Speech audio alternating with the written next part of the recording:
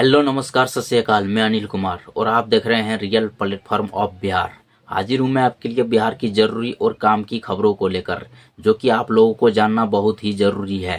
खबरों में आगे बढ़ने से पहले अगर आप चैनल पर नए हैं तो चैनल को सब्सक्राइब करके बेल आइकन को प्रेस कर दें, ताकि मेरे चैनल की आने वाली नोटिफिकेशन आप तक सबसे पहले पहुंचे। तो चलिए शुरू करते हैं। आज की पहली और महत्वपूर्ण खबरों पर नजर डालते हैं। एचएमपीवी वायरस को लेकर बिहार में एडवाइस जारी, अलर्ट पर अस्पताल बचाव के लिए करें ये काम। जिला प्रशासन ने स्वास्थ्य विभाग के अधिकारियों और डॉक्टरों को सांस की बीमारी, सर्दी, खांसी और बुखार से पीड़ित मरीजों को विशेष नजर रखने का निर्देश दिया है तथा डीएम चंद्रशेखर सिंह ने सिविल सर्जन को निर्देश दिया है कि सरकारी अस्पताल में सर्दी, खांसी, बुखार से पीड़ित मरीजों को बेहतर उपचार हो। ऐसे मरीजों को एचएमपीवी वायरस की जांच कराएं। यदि संदिग्ध मरीजों है तो इसकी सूचना जिला प्रशासन को जरूर दें। डीएम ने कहा कि एचएमपीवी वायरस को लेकर राज्य सरकार ने एडवाइस जारी किया है। लोगों को पैनिक होने की जरूरत नहीं है, लोगों को सतर्क होने की जरूरत है। बच्चों पर विशेष ध्यान रखने को कहा गया है। यदि बच्चों में सर्दी, खांसी, बुखार अधिक दिनों तक रहता है तो इसकी जांच कराएं। एचएमपीवी एक व्यक्ति दूसरे व्यक्ति में खांसने अथवा छींकने से फैलता है। साथ ही संक्रमित व्यक्ति को छूने एवं संक्रमित वस्तुओं के मुंह, आंख अथवा नाक के संपर्क में होने से फैलता है। इसलिए ऐसे लोगों से संपर्क में नहीं आना चाहिए। बिहार में 7 लाख से ज्यादा नए वोटर, कुल मतदाता 7 करोड़। इसी ने जारी की फाइनल वोटर लिस्ट। भारत निर्वाचक आयोग ने मंगलवार को बिहार की फाइनल वोटर लिस्ट जारी की है, जिसके मुताबिक राज्य में कुल मतदाताओं की संख्या 8 करोड़ है, जिसमें 4 करोड़ पुरुष है और मतदाता और 4.25 करोड़ महिला मतदाता है, जबकि थर्ड जेंडर के 2104 मतदाता है। नई वोटर लिस्ट में 7,94,000 वोटर की बढ़ोतरी हो गई है, जबकि 4,09,000 लोगों के नाम हटाए भी गए हैं, जो मृतक मतदाताओं और डुप्लीकेट लिस्ट में शामिल थे। मतदाता सूची में लिंग अनुपात 914 है। राज्य चुनाव विभाग ने कहा कि मतदाता सूची में लिंग अनुपात में इजाफा देखा गया है। लिंग अनुपात 1000 पुरुष मतदाताओं के मुकाबले पंजीकृत महिलाओं मतदाताओं की संख्या है। प्रशांत किशोर की सेहत में सुधार, स्थिति समान, आईसीयू में भर्ती। जन सुराज के संस्थापक प्रशांत किशोर की सेहत को लेकर बड़ा अपडेट आया है। उनकी स्थिति अभी समान है, वो पटना मेदांता के आईसीयू में भर्ती है। जानकारी देते हुए डॉक्टर रविशंकर ने बताया कि अगर प्रशांत किशोर आसन जारी रखते हैं तो चीजें कॉम्प्लिकेटेड हो सकती है। फिलहाल उनकी स्थिति ठीक है। वहीं बीपीएससी री एग्जाम की मांग को लेकर दायर याचिका पर सुप्रीम कोर्ट ने सुनवाई से मना कर दिया है। याचिकाकर्ता को पटना हाई कोर्ट जाने का कहा है। बहस के दौरान याचिकाकर्ता के वकील ने कहा कि जिस तरह बिहार पुलिसों ने छात्रों पर पूर्वक लाठीचार्ज किया और वो पूरे देश में न देखा। पेपर लीक होना रोज की बात हो गई है, जिस पर सीजीओआई ने कहा कि हम आपकी भावनाओं को समझते हैं। हमें लगता है कि यह उचित होगा कि आप पटना हाई कोर्ट का रुख करें। पूर्णिया से निर्दलीय सांसद पप्पू यादव ने राज्यपाल आरिफ मोहम्मद मुलाकात कर बीपीएससी परीक्षा को कथित अनियमितता की हाई कोर्ट के जज से जांच करने की मांग की। कटिहार से लापता पति को 5.5 साल बाद जब लाइन होटल में मजदूरी करते देखी इंग्लिश टीचर। बिहार के कटिहार से एक युवक 5.5 साल पहले ड्यूटी के दौरान घर से निकला था, लेकिन न ही वह कार्यालय पहुंचा और न ही वह घर वापस लौटा। लापता व्यक्ति की पत्नी इंग्लिश टीचर है। लापता पति को 5.5 साल से उसकी पत्नी यानी कि अंग्रेजी की शिक्षा का तलाश कर रही थी। आखिरकार 5.5 साल के बाद अपने पति को ढूंढ पाने में एक प्राइवेट शिक्षिका सफल हुई। कटिहार स्थित सिल्वर गर्ल स्कूल में प्राइवेट इंग्लिश टीचर का काम करने वाली सुमन देवी ने बताया कि उसने तो अब पति के सकुशल बरामद की उम्मीद भी छोड़ दी थी। ईश्वर की मर्जी की वजह से 5.5 साल बाद उसका सुराग सुरक्षित मिल गया है। प्राइवेट शिक्षिका सुमन देवी का पति किशनगंज स्थित मकई फैक्ट्री में प्राइवेट सिक्योरिटी गार्ड का काम करता था। कड़ाके की ठंड में यात्रा करना भारी, सिवान से दिल्ली जा रहा ट्रेन यात्री की मौत। पटना समेत पूरे बिहार में कड़ाके की ठंड पड़ रही है। इस कड़ाके की ठंड के बीच बिहार के सिवान से नई दिल्ली की यात्रा कर रहे एक व्यक्ति की यूपी के बाराबंकी में मौत हो गई है। रेलवे पुलिस ने 7 जनवरी 2025 दिन मंगलवार को यह जानकारी दी कि रेलवे पुलिस के अनुसार वशिष्ठ सिंह वैशाली एक्सप्रेस के कोच में सफर कर रहे थे। वे बिहार के सिवान से नई दिल्ली तक यात्रा कर रहे थे। ट्रेन में वशिष्ठ सिंह का पुत्र दीपक भी सवार था। वशिष्ठ सिंह की तबीयत बाराबंकी रेलवे स्टेशन से कुछ दूर पहले खराब हो गई थी। रेलवे पुलिस ने बताया कि यात्रा के दौरान वशिष्ठ सिंह को ठंड लग गई थी, जिसके कारण उनकी हालत बिगड़ने लगी। रेलवे पुलिस ने इसकी सूचना नियंत्रण कक्ष को दी। ट्रेन की बाराबंकी रेलवे स्टेशन पहुंचने पर यात्री को आनन फानन जिला अस्पताल पहुंचाया गया, जहां पर यात्री को देखने के बाद जिला अस्पताल के चिकित्सकों ने मृत घोषित कर दिया। रामगढ़ उपचुनाव में मिली हार के बाद पहली बार कैमूर पहुंचे तेजस्वी यादव। बिहार में विपक्ष के नेता तेजस्वी यादव ने मंगलवार को भाजपा पर सियासी हमला बोला। तेजस्वी ने कहा कि बिहार में जो सिस्टम है उस पर अफसरशाही काबिज हो गई है। प्रदेश को रिटायर्ड अधिकारी चला रहे हैं। अपनी यात्रा के क्रम में वो आज कैमूर पहुंचे थे। यहाँ पूर्व उप मुख्यमंत्री भाजपा पर जोरदार हमला करते हुए कटाक्ष करते हुए कहा कि विश्व की सबसे बड़ी पार्टी है, लेकिन दूल्हा कोई नहीं है और न चेहरा है, वह अभी भी पिछलग्गू बनी हुई है।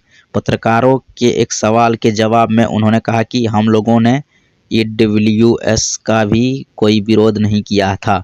उस समय हम लोगों ने एक चीज़ मांगी थी, EWS में जो गरीब लोग हैं उन लोगों के लिए एक कोटा होना चाहिए। दूसरी बात तो यह है कि हम लोगों को EWS को नहीं हटाया था। हम लोगों ने 10% EWS के साथ 75% आरक्षण लागू किया। बिहार में गठबंधन टूटने के दावों के बीच बीजेपी प्रदेश अध्यक्ष का बड़ा ऐलान। बिहार की राजनीति में इन दोनों आरजेडी के नेताओं की तरफ से दावा किया जा रहा है कि बिहार में जल्द ही खेला होने वाला है। मुख्यमंत्री नीतीश कुमार जल्द ही NDA के साथ छोड़ महागठबंधन में शामिल होंगे। इस बीच बिहार बीजेपी के अध्यक्ष और नीतीश कैबिनेट में मंत्री दिलीप जायसवाल ने मंगलवार को बड़ा ऐलान किया। एक सवाल के जवाब में भाजपा प्रदेश अध्यक्ष ने कहा कि नीतीश कुमार हमारे नेता है और उनके नेतृत्व में बिहार विधानसभा का चुनाव लड़ेंगे। इस दौरान बिहार भाजपा के प्रदेश अध्यक्ष दिलीप जायसवाल ने मंगलवार को आरजेडी प्रमुख लालू प्रसाद यादव का पूर्व डिप्टी CM तेजस्वी यादव पर जोरदार निशाना साधा। बिहार में शिक्षकों के ट्रांसफर को लेकर सस्पेंस बरकरार। करीब 2 लाख दावेदारों की महज इतनों को मिलेगा लाभ। बिहार के शिक्षा विभाग के सामने इन दिनों एक बड़ा संकट खड़ा हो गया है, जहां राज्य के लगभग 1,90,000 शिक्षक ट्रांसफर के इंतजार में है। हालांकि सरकार द्वारा जारी की गई जानकारी के अनुसार वह केवल 30 से 40 हजार शिक्षकों के ट्रांसफर पर ही विचार करने वाली है, जबकि बाकी के आवेदनों को स्क्रूटनी में बाहर किया जा सकता है। इस स्थिति में न केवल शिक्षकों को चिंतित किया है, बल्कि शिक्षा विभाग के लिए भी यह एक बड़ी चुनौती बन गई है। शिक्षा विभाग के अपर मुख्य सचिव डॉक्टर S सिद्धार्थ ने पहले इस साल के पहले सप्ताह में ट्रांसफर प्रक्रिया को पूरा करने का वादा किया था, लेकिन अब तक कोई स्पष्ट हल नजर नहीं आ रहे हैं। सूत्रों के अनुसार आवेदन देने वाले ज़्यादातर शिक्षकों ने जिलों के भीतर ही ट्रांसफर के लिए आवेदन किया था। बिहार में HMPV वायरस को मात देने के लिए नीतीश सरकार तैयार, स्वास्थ्य विभाग ने जारी किया आदेश। चीन में फैले HMPV वायरस को बिहार में मात देने के लिए कोरोना की तर्ज पर इंतजाम किए जाएंगे। इसके लिए स्वास्थ्य विभाग ने तैयारी शुरू कर दी है। स्वास्थ्य विभाग ने केंद्र सरकार के दिशा निर्देश के बाद सभी जिलों के जिलाधिकारियों, मेडिकल कॉलेज, अस्पतालों के प्राचार्य एवं अधीक्षक, सिविल सर्जनों को इस वायरस से बचाव के लिए कोरोना की तर्ज पर ही इंतजाम करने का निर्देश दिया है। स्वास्थ्य विभाग के अनुसार यह एक श्वसन तंत्र से जुड़ा हुआ वायरस है। इसके संक्रमण से बचने के लिए कोई विशेष एंटीवायरस या वैक्सीन अब तक उपलब्ध नहीं कराई है।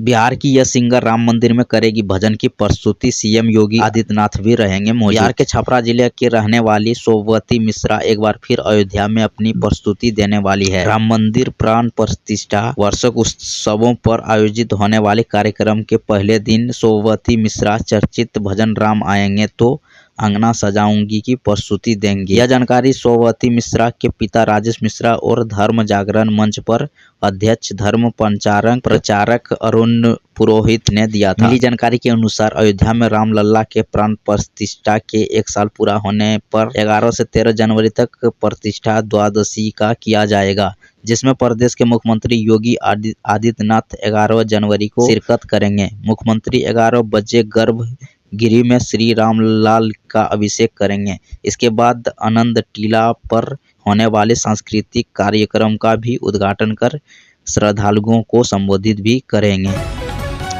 बिहार में एक और मेडिकल कॉलेज बनकर तैयार, सीएम नीतीश करेंगे उद्घाटन। बिहार के लोगों के लिए खुशखबरी है कि बता दें कि राज्य में जल्द ही एक और नया मेडिकल कॉलेज अस्पताल खुलेगा। छपरा में बने नए स्टेट मेडिकल कॉलेज में जल्द ही छात्राओं का नामांकन होगा और पढ़ाई भी शुरू होगी। मुख्यमंत्री नीतीश कुमार अपनी प्रगति यात्रा के दौरान इस कॉलेज का उद्घाटन करेंगे।